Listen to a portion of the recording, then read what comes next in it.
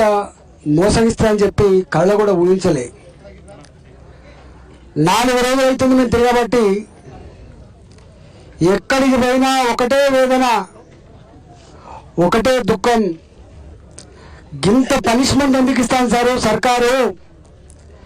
మీరు వచ్చిందని తెలవగానే మాకు ఇన్ని బస్తాలు వస్తూ ఉన్నాయి, లారీలు వస్తూ ఉన్నాయి, హమాలీలు వస్తూ ఉన్నారు. మీరు ఈ యాత్ర వదిలిపెట్టకండి సారు. ఈ యాత్ర ఇంకో 6 రోజుల పాటు కొనసాగించండి.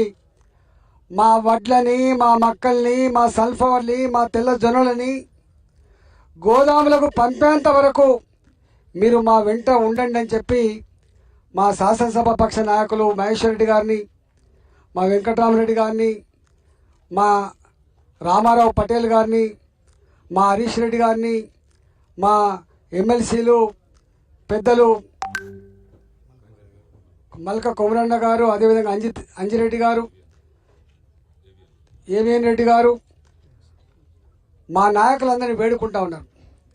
ఎంత చిల్లర అంటే, ఎంత అవగాహన లేదంటే, చాలామంది ప్రజలు అనుకున్నారు కాంగ్రెస్ పార్టీ అనేక సంవత్సరాలు రాష్ట్రాన్ని పాలించింది కదా, అనుభవం ఉంటుందేమని చెప్పి భావించిండ్రు.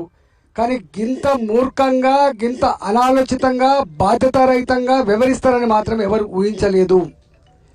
ఇవాళ పిట్ల నుంచి ఫోన్లు వస్తున్నాయి, నారాయణఖేడ్ నుంచి ఫోన్లు వస్తున్నాయి.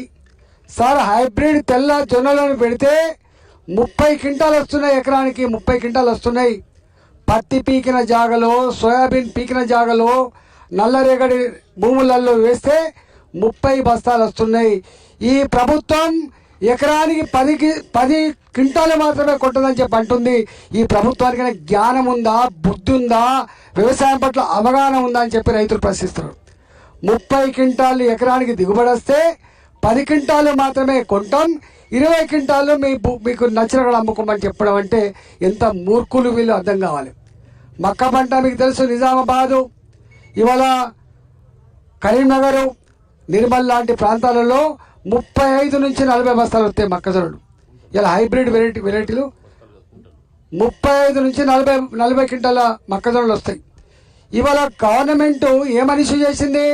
26.5 క్వింటాలు మాత్రమే కొంటాం, మిగతా 15 క్వింటాల ధాన్యాన్ని బయట అమ్ముకోండి. ఇదేనా నీ రైతు భరోసా బిడ్డ? ఇదేనా నీ రైతు పాలసీ అని చెప్పంటా ఉన్నాం. ఇవాళ సన్ఫ్లవర్ ఇవాళ ఎంఎస్పీ రేటుకి అమ్ముకోవాలి. 4,500 5,000 రూపాయలకు దిక్కులేదు. ఇవాళ నూనె గింజలు పండించండి అని గొప్ప మాటలు చెప్పినావు కదా, ఎందుకు కొనలేకపోతున్నావు అని చెప్పి అడుగుతూ ఉన్నారు.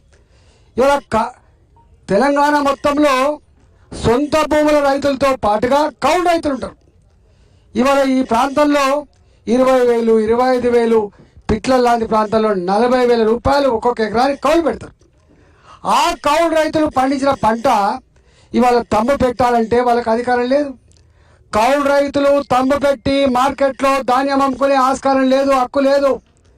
ఇవాళ ఎక్కడో దుబాయ్లో ఉన్న ఆ భూమి ఓనర్, బొంబాయిలో ఉన్న భూమి ఓనర్, ఇవాళ ఎక్కడో హైదరాబాద్లో ఉన్న భూమి ఓనర్ వచ్చి తమ్ము పెడితే తప్ప ఇవాళ ఆ వడ్లను అమ్ముకునే దుస్థితి లేదంటే నీ పాలసీలు తుగ్లక్ పాలసీలాగా ఉన్నాయి. తుగ్లక్ మెదడు లేని పాలసీలాగా ఉన్నాయి తప్ప మెదడున్న ప్రభుత్వం ఎక్కడ కూడా ఈ పని చేయదు. ఇవాళ నేను డిమాండ్ చేస్తా ఉన్నా, ఈ పిచ్చి పద్ధతులను కూడా బంద్ పెట్టి పండించిన ప్రతి గింజ కొంటాని హామీ అయితే ఇచ్చినావో ఆ హామీ ప్రకారంగా మార్కెట్లకు వచ్చిన వెంటనే 1 వీక్ లోపో 4 రోజుల లోపో ధాన్యం అంతా, మక్కలంతా, సల్ఫర్ అంతా, తెల్ల జొన్నలంతా కొని ఇవాళ రైతులకు పైసలు ఇవ్వాలి తప్ప లేకపోతే నువ్వు అనుకుంటున్నావు బాబు నన్నేం చేస్తారు, నువ్వు అనుకుంటున్నావు 2034 వరకు అని చెప్పి, 2028 వరకు ఉంటే నీ గవర్నమెంట్ ఎక్కువ. నీకు దమ్ముంటే ఇవాళ తెలంగాణ ప్రజానికాన్ని ప్రభుత్వం మీద విశ్వాసం ప్రకటిస్తే నువ్వు రాజీనామా చేయి, మళ్ళీ ఎన్నికలు రా, నీ సంగతి ఏందో తెలుస్తుంది.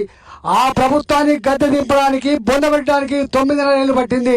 కానీ నీ ప్రభుత్వాన్ని బొందబెట్టడానికి 3 ఏళ్ళు సరిపోతుంది బిడ్డ అని చెప్పి రైతులు భావిస్తూ ఉన్నారు. ఇవాళ రైతాంగ కళ్ళల్లో సిమెంట్ రోడ్లు లేవు, ఫెసిలిటీస్ లేవు. వాళ్ళు చెప్తున్న మాటలు చెప్పాలంటే కాంటాలు లేవు, అమాలీలు లేరు, బస్తాలు లేవు, సుతులు లేదు, ట్రాన్స్పోర్ట్ వెహికల్ లేదు. ఇలా దాన్ని నిల్వ చేసుకుందామంటే గోడౌన్ లేవని చెప్పి మాట్లాడుతున్నాం. ఇవాళ మీకు బుద్ధి జ్ఞానం ఉందా? బుద్ధి జ్ఞానం ఉన్న పనేనా? ఇవాళ రెండో పంట మొక్కజొన్నలు వేస్తున్నప్పుడు, తెల్లజొన్నలు వేస్తున్నప్పుడు, సల్ఫర్ వేస్తున్నప్పుడు, వరి నాట్లు పెడుతున్నప్పుడు నీ అగ్రికల్చర్ డిపార్ట్మెంటు ఎన్ని లక్షల ఎకరాల్లో పంటలు వేసిండ్రు, ఏ పంటలు వేసిండ్రు, ఎంత దిగుబడి వస్తుందని చెప్పి నీకు లెక్కలు ఇస్తారు కదా. నువ్వు రోజు సచివాలయంలో ఉన్నావు కదా, మరి దాని ప్రకారంగా ఎందుకు నువ్వు బస్తాలు కొనుకొచ్చుకోలే, ఎందుకు నువ్వు తార్పాలను తెచ్చుకోలే, ఎందుకు నువ్వు అమాన్యాన్ని సమకూర్చుకోలే, ఎందుకు నువ్వు గోదాం చూసుకోలే, ఎందుకు నువ్వు ట్రాన్స్పోర్ట్ పెట్టలేదు? దీని మీద ఏం సమాధానం చెప్తావని చెప్పి డిమాండ్ చేస్తా ఉన్నాను. అందువల్ల నేను ఒకటే తెలంగాణ రైతాంగానికి నేను విజ్ఞప్తి చేస్తున్నా, మేము తిరుగుతా అంటే ఈ భారతీయ జనతా పార్టీ ఎమ్మెల్యేలకు, ఎంపీలకు, ఎమ్మెల్సీలకు ఏం పనిలేదు, రాజకీయం చేస్తున్నారు. బిడ్డ మీరు రాజకీయం చేస్తున్నారో మేము రాజకీయం చేస్తున్నామో దా పోదందా, వస్తావా ఖానాపూర్ మార్కెట్కి రైతుల దగ్గరికి? నీకు ఆ దమ్ము లేదు, నువ్వు వచ్చేటువంటి ముఖం లేదు మీకు. కానీ వాళ్ళ ఎక్కడో సచివాలయం నుండి మంత్రులు మాట్లాడుతూ ఉంటారు, ఎక్కడో ఎమ్మెల్యే నుండి ప్రెస్ మీట్లు పెడతా ఉన్నారు. ప్రెస్ మీట్లు బిడ్డ మా మీద పెట్టడం కాదు, వచ్చి కళలలో ఉండి ప్రెస్ మీట్ పెట్టండి, ఇవి ఎత్తిచ్చే ప్రయత్నం చేయండి, రైతులను ఆదుకునే ప్రయత్నం చేయండి తప్ప ఎదురుదాడి మంచిది కాదని చెప్పి ప్రభుత్వాన్ని హెచ్చరిస్తూ ఇవాళ తెలంగాణ రైతుల్ని గుండెల్లో పెట్టుకోమని కోరుతున్నా. ఎవడు మనవాడో, ఎవడు మందివాడో, ఎవడు మన కోసం మాట్లాడతాడో, ఎవడు మన కోసం పనిచేస్తాడో ఆలోచన చేసుకోవాలి తప్ప ఇట్లాంటి దద్దమ్మలను ఎన్నుకొని ఇవాళ మనం బాధపడేటువంటి పద్ధతి మంచిది కాదు. మనం ఆలోచన చేసుకోవాలని చెప్పి కోరుతా ఉన్నా. భారతీయ జనతా పార్టీ ఇవాళ మేము సంపూర్ణంగా మీకు అండగా ఉంటాం. చివరి గింజ కొనే వరకు మా యాత్ర ఆపకుండా తెలంగాణ మార్కెట్లలో ఏదో ఒక దగ్గర మీ బిడ్డలుగా మీ వెంట ఉంటామని చెప్పి మీకు హామీ ఇస్తా ఉన్నాం. భారత్ మాతాకి జై.